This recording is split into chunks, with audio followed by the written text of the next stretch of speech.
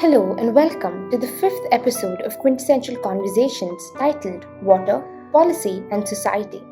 Today, it is our honor and privilege to have with us Dr. Sara Ahmed. Dr. Ahmed has nearly 30 years of applied research experience on water, livelihoods, and social equity. She is actively engaged in teaching and mentoring young development professionals in India, managing large and complex regional research portfolios on water, food security, and climate change with the International Development Research Centre IDRC in Asia up until 2015. She holds a PhD in environmental sociology from the University of Cambridge and is currently on the board of Water Aid Wetlands International South Asia and the Global Network of Water Museums. She's published extensively on gender and water governance, and her last co-edited book is entitled Diverting the Flow: Gender Equity and Water in South Asia, which released in 2012. In 2017, Sara launched a digital Living Waters Museum, a virtual repository visualizing India's water heritage.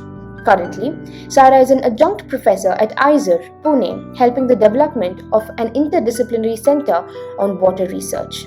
Hope you all enjoyed the episode. Having gone through your visual museum, I think the first thing which stuck to me was an article by Minkit Lepcha, where she writes, women often suppressing their expressions, their form of who they truly are is not often addressed in, even in greater policies and even in the culture surrounding us. How important is the recognition and utilization of such knowledge and experiences of these women in drafting of climate change policies? Okay, thank you so much for that introduction and also for the first question and its focus on women and on gender. So Minket did her work in the northeast of India, but all across India, particularly when you look at rural India, I think women's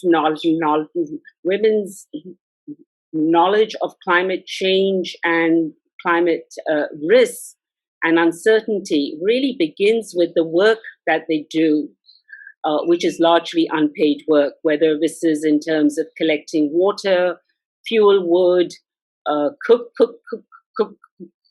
cooking, caring for children, caring for the elderly at home.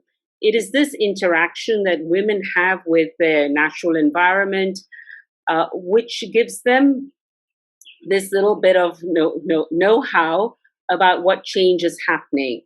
And they know what is happening because they're involved in agriculture, they're involved in water collection, they know when the springs go dry, they know what crops are doing well or not. But very often I think this knowledge that women have, it doesn't really get translated into climate planning and higher level things. And part of this has to do with articulation, with voice. When women are often seen as the victims, when you have floods and major disasters happening, you see women as victims. But women are agents of change. And I think we need to find ways of integrating this know-how of theirs into our planning and our policy efforts a lot more than we have been doing.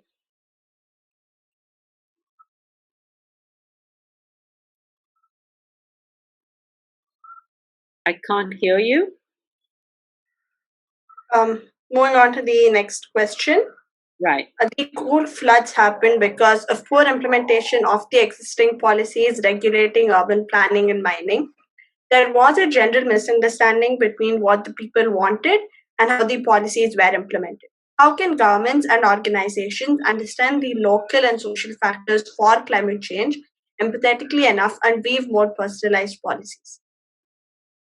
I like your questions. They're long and deep as well.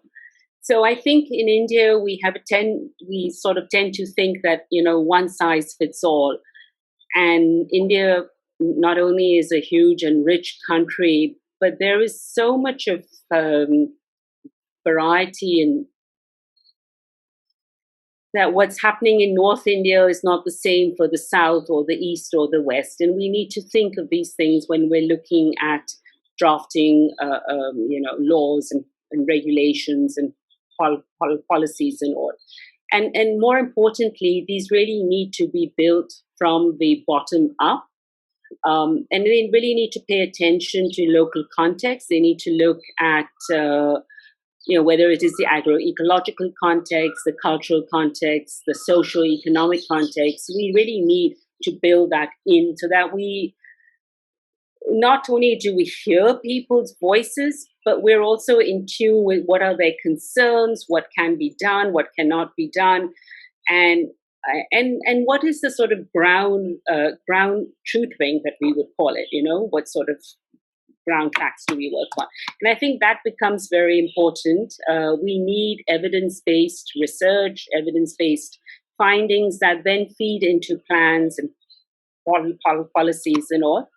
And also, it's also important to identify what I would see as existing research gaps. Where are they? What needs to be done? Rather than constantly reinventing the wheel and wanting to create more and more documents and laws and all of that. There's already a lot that has been written.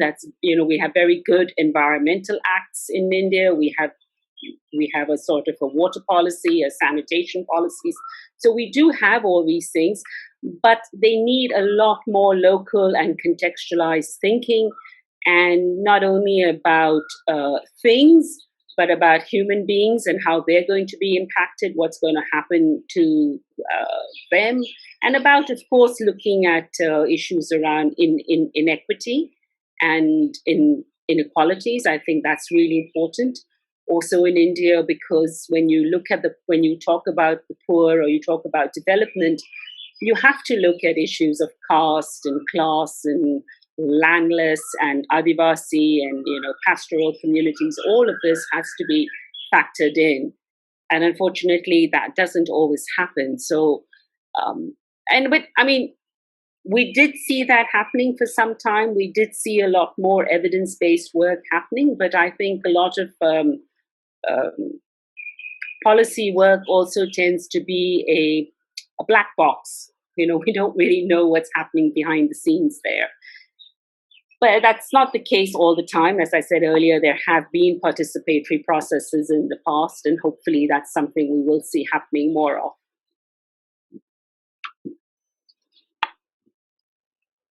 So on to the next question.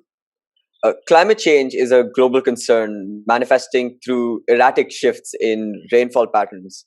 How do we ensure that global participation and cooperation in order to reduce such drastic impacts? Okay. It's a well-known fact that climate change does not respect, national boundaries and borders.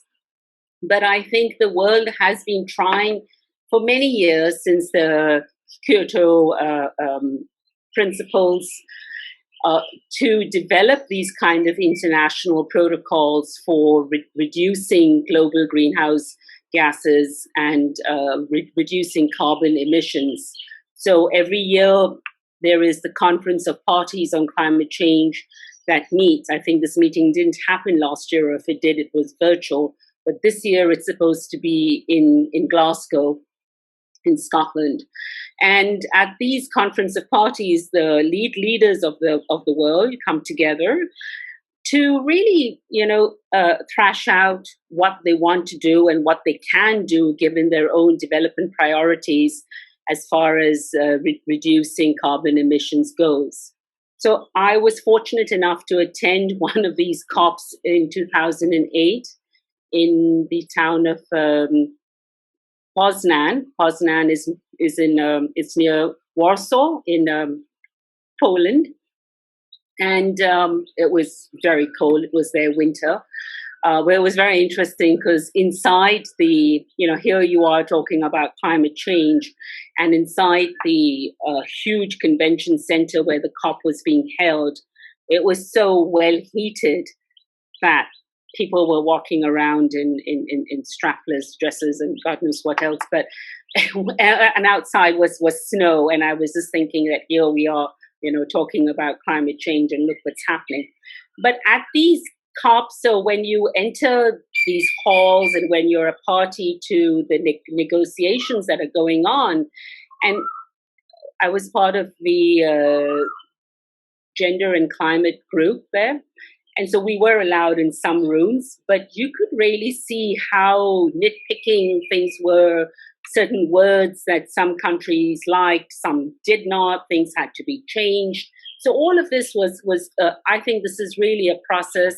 It's a political process more than anything else. And you have to really realize where we're coming from. We have a developed world. We have a developing world.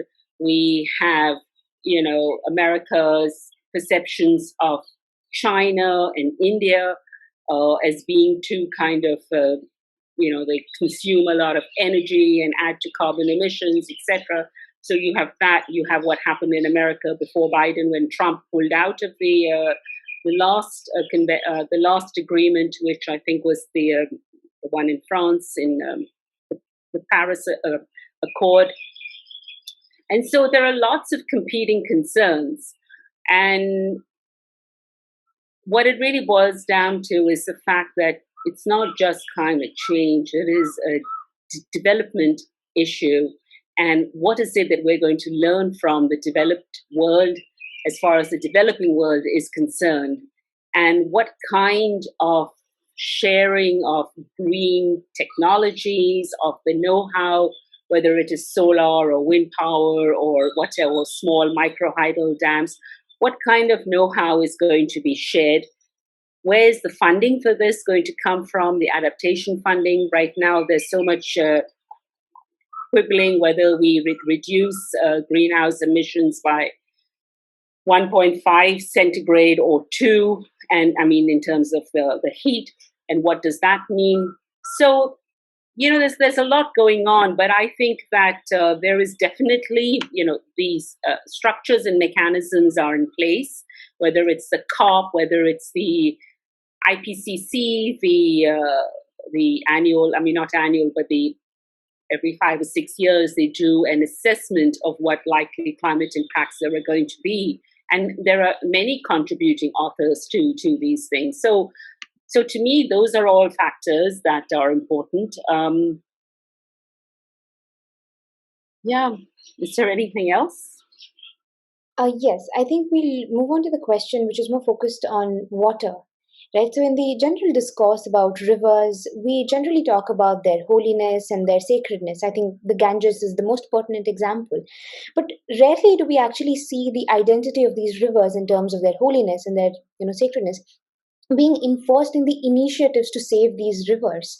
So how do we make sure that we preserve the identity of these rivers in the policies drafted in the name of just protecting these rivers? Yeah, good question. So basically, when I started my work on water in India, I started on the Ganges, on the Ganga, almost more than 30 years ago, looking at the first Ganga action plan to clean the Ganga. And I was working with the Sankat Mohan Foundation, and Professor Veerbhadra Mishra, the late Professor Veerbhadra Mishra, I know he was at BHU, Banaras Hindu University, and he was also the head of the Sankat Mohan Temple. So he combined the best of science and faith. And I remember in those days, one of the messages around the whole effort to clean the Ganga was to treat her as your mother. And would you do this to your mother in terms of, throwing rubbish and dead bodies and garlands and dead cattle and God knows what else flows into the Ganga? But that was something that was very strongly thought of. And the other thing was that the government in those days also painted pictures of gods and goddesses along the walls of the ghats, and to prevent people from, basically men, peeing against those walls. So they thought that if they had these sacred images that, people would not pee against them. And so there were all these efforts going on. And a few years ago, I think started in New Zealand, and then India also gave 2 or 3 rivers the identity of a human being, a person, a personhood, with the idea that the river would enjoy all the basic and fundamental rights as that an individual, that you and me do in this country, including human rights and including the right to life and things of that sort. Now, whether all this really makes a difference, I think, it's 25 years since the first Ganga Action Plan was launched, and we're still trying to clean the Ganges. We're still doing that. And we saw that also with the Swachh Bharat Abhiyan in the first NDA government, that whole entire sanitation program, where you learn that what really India needs is to put more money and resources into education, information, and communication and outreach, what we call, I think it's called IEC for short. And that's something that we look at NGOs to sort of do all the software and the capacity building and working with local communities, etc. And that actually is not really software. That's actually very hard and very challenging to change people's mindsets, whether it is about the water that they consider sacred, or whether they should use a toilet or not, or they prefer to go and defecate outdoors. So I think protecting, as I said earlier, there is a lot around environmental protection in India. I don't think there's any dearth of those laws and policies and even these things creating identities for rivers, etc. But what really matters is engaging with local populations and ensuring that change, behavioral change in particular, is a key part of what we're trying to sort of do. So we saw this with Swachh Bharat also. We saw toilets were being built, but they were not being used. There are many more such examples that I can give you. But I think ultimately, hear the thundering now, ultimately it's not about top-down laws and programs and interventions of that sort. It's really what you build as capacity from the grassroots up, and who you engage with, who are those champions, how do local people see these waters? I mean, how do local communities look at the river? What does it mean for them? It's a source of livelihood. It's a place where they go and worship and pray and all. So I'm sure they're also interested in ensuring that the water is clean for themselves as well, because we have, a huge amount of waterborne infections across India. So we don't need to tell poor people what they need to be doing. We need to spend more time understanding that and empathizing and building that empathy and that understanding of local cultures into the kind of change that we're trying to bring about.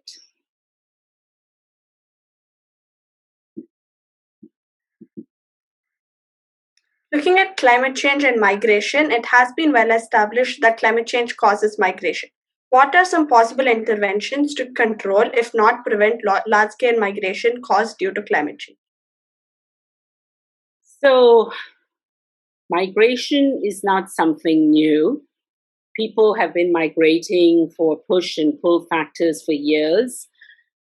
From rural areas, people who are landless, indebted, caste-based issues that they've suffered, lack of access to water, and many things push people out in search of a better life. And so that's not really new, whether it is short-term, seasonal, or long-term migration. I think migration is there in history for years and across the oceans and all of that, we can talk about. What has climate change done? I don't think that climate change per se has caused migration. There are a lot of other economic factors involved, a lot of local factors as well. But when you talk about climate migration, what we tend to think about is, things like the ocean, sea levels rising, entire countries like the Maldives, these they're called small island states, losing them completely to sea level rise. So that's something we're thinking about. We're thinking about displacement when there are because of the frequency of extreme events. So land goes, the soil quality goes because you have frequent drought. So all of that also leads and accentuates migration. But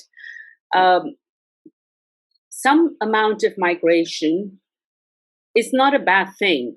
People learn a lot from migrating to new places. They bring back that knowledge, that information, that know-how to their villages. They look at growing new crops that can withstand water stress, for example, or they learn about how to do roof water harvesting, or they learn about the kind of food that you can make that will store well if you're anticipating floods. So people learn from these processes. Education is something that young people go out and seek, and then they come back and they maybe want a better life. But I think from a development lens, when we look at migration and climate change, the first thing we would look at is migration as an adaptation strategy and what needs to be done. So one clear intervention is livelihoods, and how do you diversify livelihoods? So not just livelihoods based on land, which is going to be obviously affected, but non-land-based livelihood opportunities for people, whether it's in education or in services or in healthcare or whatever.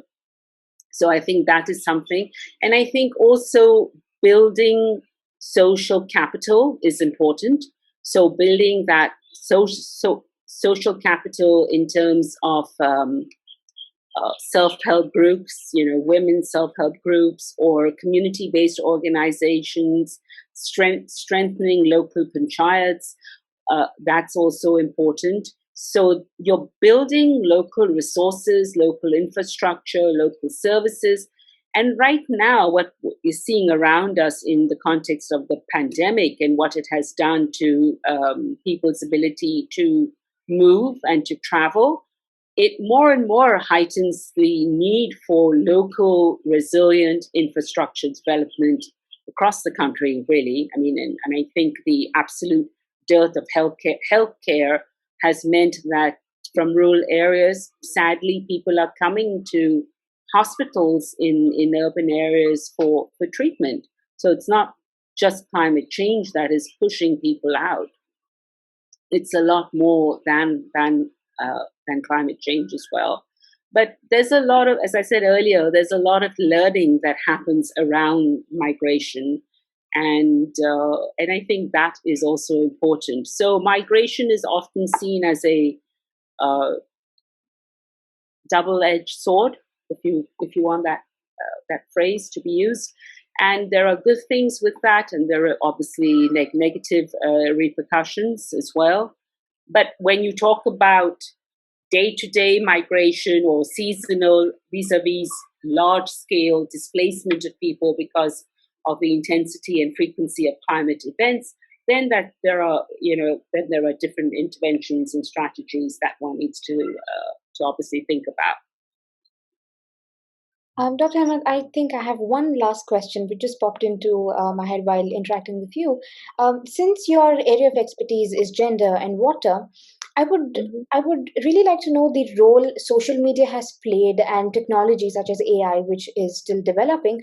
What role have these factors played in giving a greater representation to women and sort of bridging that gap in terms of how knowledge is just represented? Because clearly the men's knowledge is represented more when it comes to solving issues pertaining to water. Well, I don't know really that I would say whether AI or social media is there. I think, in the context of all the other questions that you've asked me, I think we also see a lot of women's voice and participation, etc., at the local level, in their communities, in their neighborhoods, in their villages. With the reservation for women in panchayats, you've seen a lot more of women's participation in those groups and things. But when it comes beyond that, when it comes to academic institutions, the work, the offices, the bureaucracies that manage our resources, the professional agencies and bodies, that is then where you start seeing fewer and fewer women. And because for me now, with so many years of work and experience, I've been to so many of these meetings, and very often I have only been the only female voice. Or I've been in government offices where I've seen the way women who are equally as competent, if not more competent, than her male colleague because she's done engineering from, X, Y, and Z.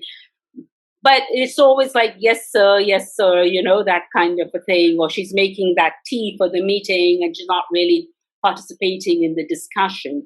So one thing is important is a critical mass of women. It's not just me at a meeting or in a meeting room or a conference or something. It is a critical mass of women who can make a difference. I think that's very important. And perhaps that goes back to what social media has given us, right? It's given us a platform where women are speaking out, and there are collective voices being heard. There's, on Twitter or Instagram, you can make your point of view heard. And that's important. Of course, I'm not going into all the negative aspects of that, but that has sort of given you a little bit of a level playing field. But then again, not everyone has access to the internet, as we're seeing right now. So that's something else. AI, I know that there is some interesting work happening with AI around questions of environmental sustainability, around design issues, etc. I don't know all that field very well. I mean, to me, AI is still a bit of a black box, but I know people are engaging more and more. And I think there's also a greater recognition now of women in science, women in STEM, right? That's becoming important. I think we are doing that. So it's not that women's voices are not being heard; they are gradually being heard. Where I think we see a dearth of women, perhaps, is in women's political participation. Yeah. If you look at India's political representation in terms of MLAs and MPs and not so much at the village level, but more in terms of MLAs and MPs, then definitely there is a dearth of female participation there. If you look at the bureaucracies which manage the country and our resources, yes, definitely there are very, very few women there. And we have seen declining labor force participation, female labor force participation in India, which has definitely been a cause of concern. There are many reasons for this. That's a whole different talk, but that is definitely a cause of concern. So, and then that answers your question.